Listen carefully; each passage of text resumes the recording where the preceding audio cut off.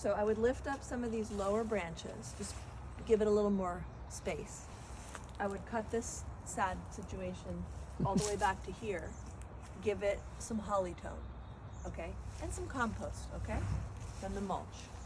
Then I would make sure everything's cool with dig safe, another Andromeda to blend with this. Then you're cutting this side of this beautiful new growth here. So this goes though, and this goes, all of that, okay? Get this out, you can just yank it, or just cut it down. This you cut down to the very bottom, cover it with some mulch, maybe bring out the bed. I recommend an oak leaf hydrangea here. And then this you're going to prune way down, just to kind of right size it, like bring it in, it's a little unwieldy. I don't even know how many there are in there, 2, 1, whatever. Don't know. Make it like more consistent with its friend over there. Okay. And then that's it. All right.